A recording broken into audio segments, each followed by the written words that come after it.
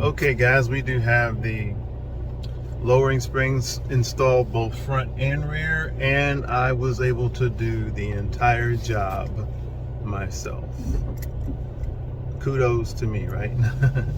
No, I just wanted to let you guys know I'm not as young as I used to be, and even all of that, it wasn't bad.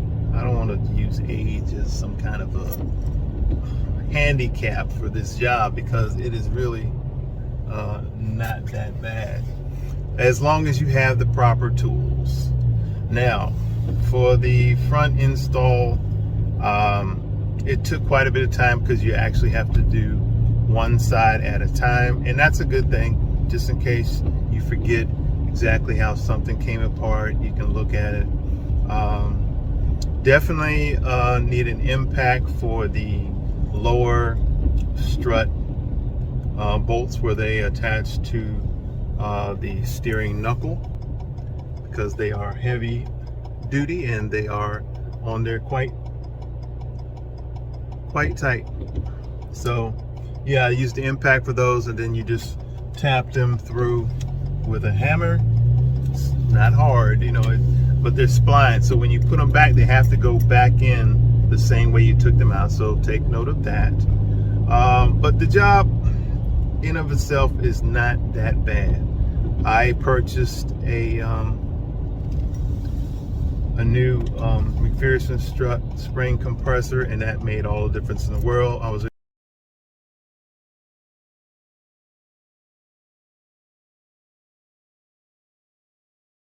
able to squash those springs down tight enough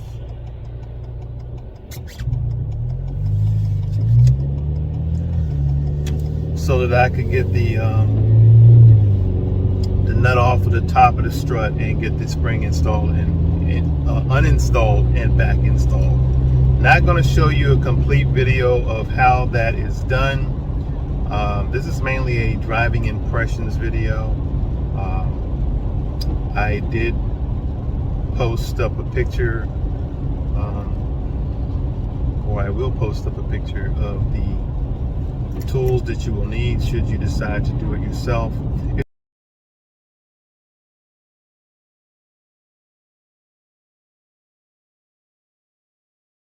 It took me a better part of an afternoon. I was taking my time, and then there were some challenges figuring out what worked here as far as getting some things loose.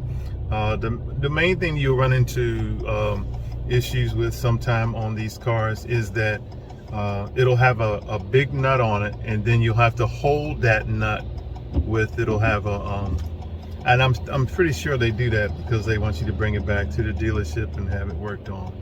But there'll be some form of Torx bit head that'll have to be put into the center of that to keep the whole bolt from turning, and that's what you're going to find on your sway bar end links. But I did find a way around it, because the bottom link, and I didn't realize this on the first side, I did the right side or passenger front side first. When I got to the driver's side, I realized, one, you do not, on this front wheel drive, you do not have to take the steering link loose or the lower sway bar link. You can leave that attached. Just unbolt the top part of the link. So when you pull the strut out, you can just pull it right off of that, and you don't even have to mess with the bottom link. I learned that on the second one. Saved me a whole bunch of time, because that bottom nut on the sway bar links is very, very hard to get to. Oh my, look at this traffic. I gotta get out of here. Traffic is backed all the way up to where I usually get on my road to go to work. But yeah, it was challenging. It took me the better part of an afternoon to do the front, because there's a lot involved. It's not hard, but it's a lot involved. You have to take the clips out on the cowl area.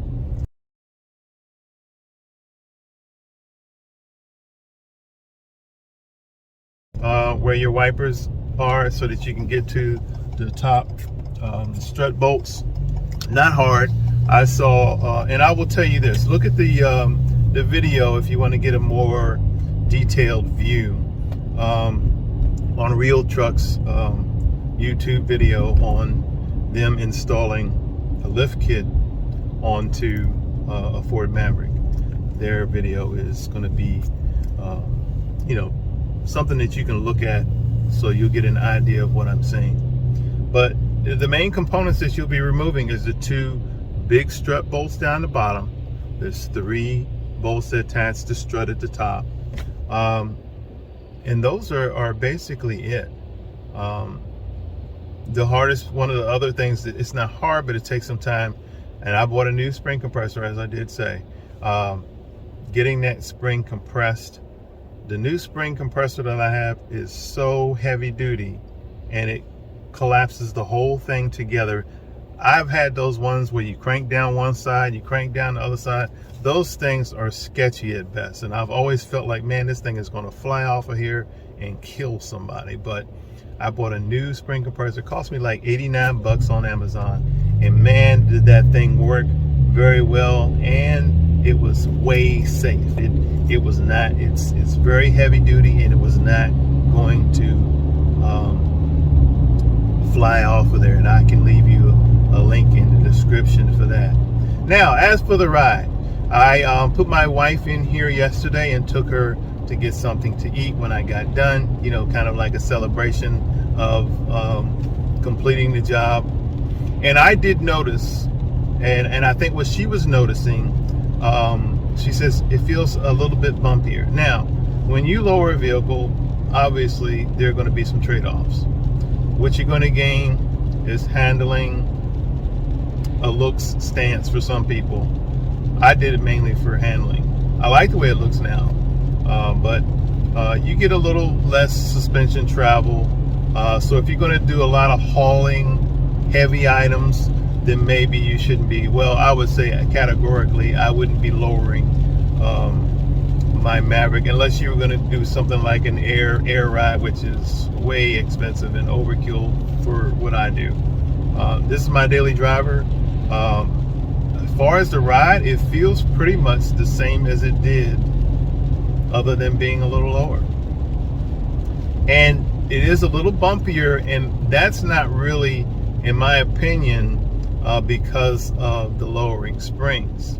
And that's what I was telling my wife, because the first night, and I always do stages so that I can see how one thing affected the other. When I first did the wheel and tire swap, I took it for a ride and I drove it for a couple of days, and I did notice, because these tires that are on here have a stiffer sidewall and somewhat of a lower profile than your stock wheels and tires. So you're going to feel a little more, you'll feel a little more, you get a little more feedback from the road. So not terrible at all, just, I would say, noticeable. So if you were going to do the lowering, you can also do it and just leave your stock wheels and tires on if you just want a lower stance and have the same ride.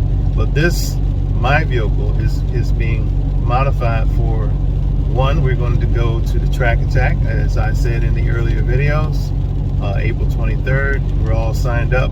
Any of you guys that want to participate with Mavericks, please feel free to go ahead and sign up. We will be there April the 23rd of this year. And as I said on the other video, those things do fill up quickly. So do not hesitate. If you want to, go ahead, sign in and sign up, because we're going to have a blast. And besides that, we're going to have a blast just having another Maverick meetup.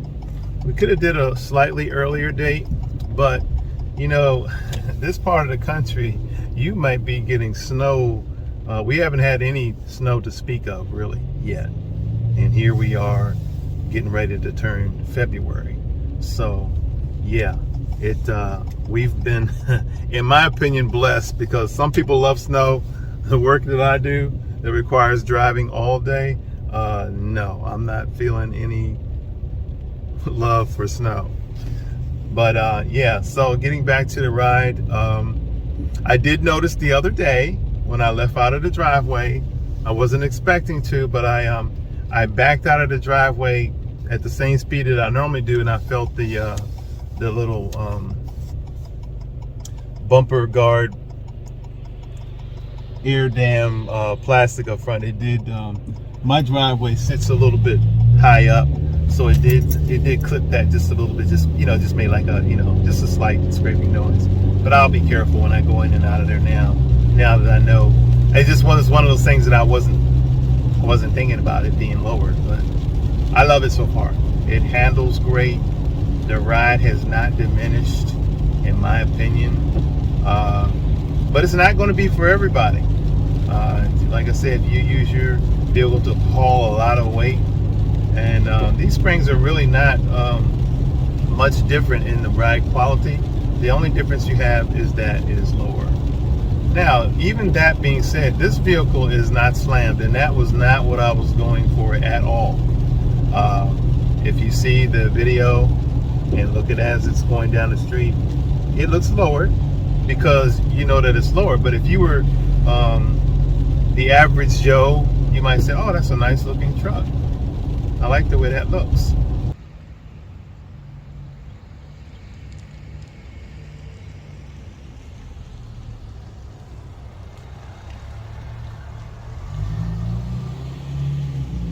And you might not even know that it's lowered. The wheels that I picked, some people loved them. Most people loved them. Some people did not. And wheels are a matter of choice, because everybody is not going to love everything. Why did I choose the Motegi CS5s? Two things. One, they're very sturdy. Motegi actually built, and I don't know if they currently do now, but they were building the race wheels for the Ferrari teams for years. And I'm not sure if they still do, but I believe that they still use Motegi wheels on their Ferrari race cars. So it has a performance heritage that if you saw these wheels in person, I mean, the pictures make them look nice, but to see them in person is like, oh wow, that looks really nice. And they're very sturdy. They're a little bit heavier, as I said in the other video, but I'm not worried about, sometimes you get some of these wheels, you're like, man, are those, and they look, and they're lightweight, and you like all that about them, but when you put them on a truck, you want something that, if you're going to use it as a truck, is pretty heavy duty. One of the things that I am going to have to do, my trailer hitch, the receiver that I have has a drop down. I'm going to have to flip that over so that it has a slight step up, so that my trailer will remain level. But other than that, I have no rubbing. As you can see, we're riding down the road. I'm enjoying it, and I did it all myself.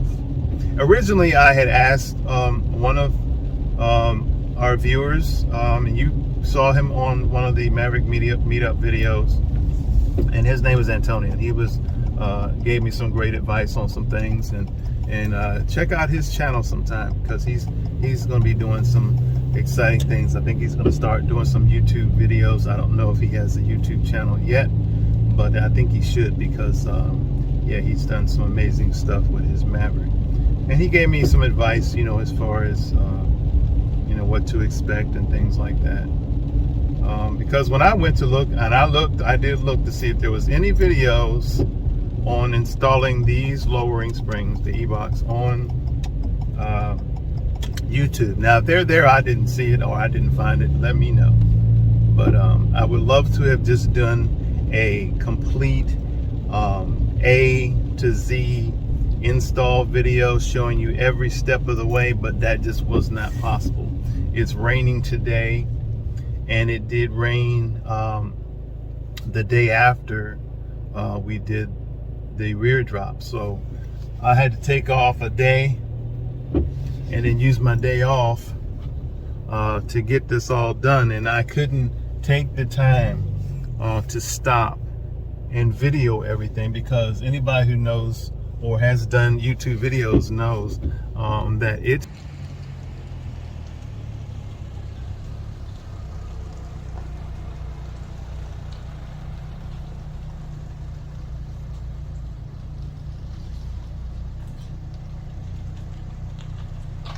takes time to make a video, and it takes away from your time when you're trying to do something. And I just did not have the time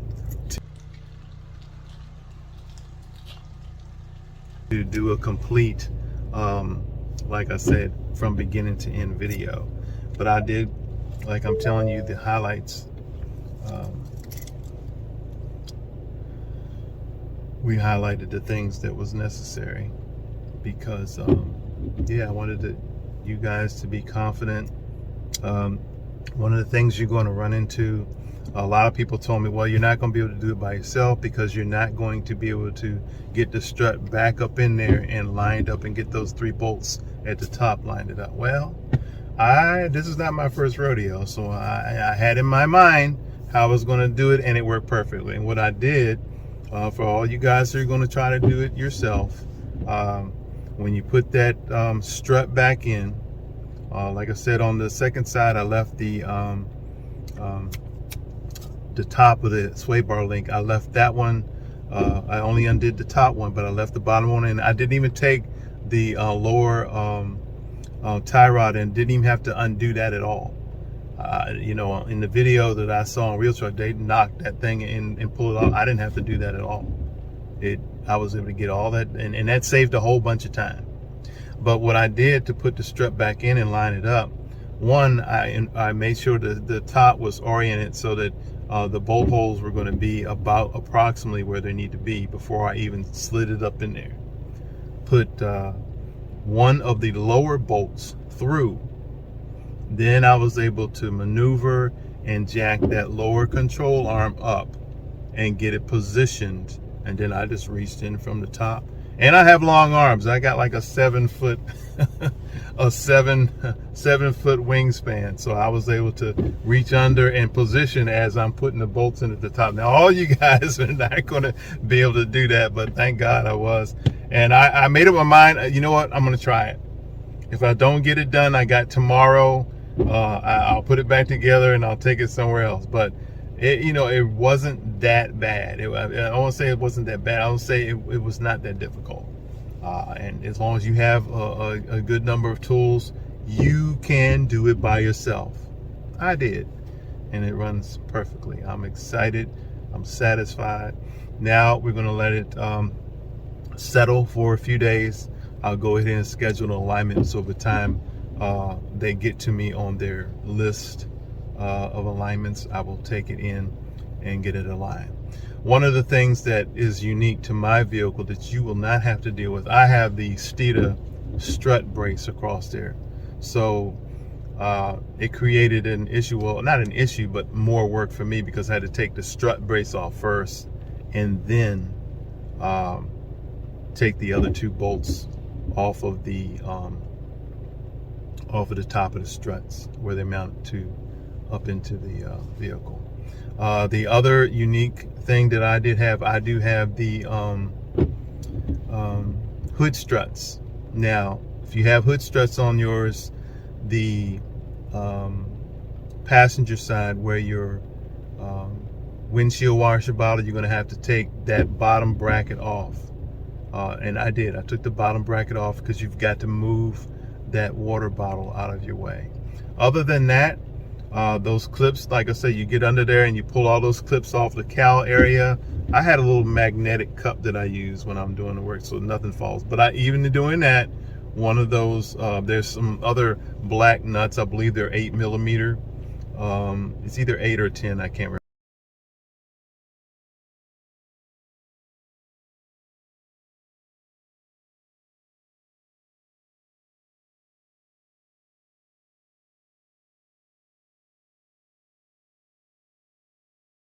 remember, but there's some little black screws in that are holding some plastic over top of where your struts where your strut tower is. You just have to take those out, then you can move that stuff around. You don't have to take it all the way off. Even the cowl panel, I didn't take any of that off. I just pulled the clips out, undid those little bolts, and then I was able to reach my hands in, hold it up, and get to those. There's only one bolt that's hard to get to, and it's the back one on each side. But other than that, everything went smoothly. And yeah, it is what it is. Thank God for yet another project completed. So we're almost ready for the Maverick meetup and track attack. But we got a couple more things we're going to do before then. One of the things I'm going to do, and I was going to do it today for you guys. I know there's a million videos out there of people doing it, but one of the things that, and I told my wife on my way to my mom's house last night, one of the things that irritates me more than nothing else is that stinking start stop. I just can't get used to it. I don't like it. It defies everything that I knew about cars when I was coming up, because in my day, when I was a youngster, if your car cut off at the light, there's something wrong with it. And if it cut off, you're like, oh my God, what's happening? Is it going to start back up? That's the way it was back in the day. So it probably reminds me of days gone by that I don't want to remember, about vehicles that I had that I was hoping that they would make it from point A to point B, and when they cut off at the light, it was not a good thing. So yeah, I do have the Eliminator, and I'll make a video of that. I know there's a million of them out there already, but just to let you guys know that us guys who are a little older can still do those things, but I have to take it to somewhere to get it done. I'm so glad I didn't take this anywhere to get the struts done. It cost me 89 bucks for a new spring compressor. Other than that, the springs were like 335 bucks. I did go out and buy me a new set of metric big long metric wrenches, just because I wanted something with some leverage on it, and I may have used a couple of those in the swap, but I had everything pretty much basically that I needed. And it went smoothly, one side at a time on the front, and remember, you got to drop down both sides in the back. Yeah, other than having a really good floor jack and some jack stands, you can do it yourself. So hope you guys enjoyed the video. Hope you like the look of the Maverick. And if you don't, it's okay too. Some people are like, I don't like it, you ruined that truck. And to each his own. And at the end of the day, the only person that I have to please is me.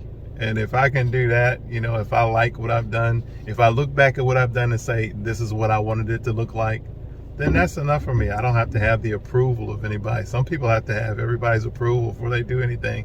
And what is individuality?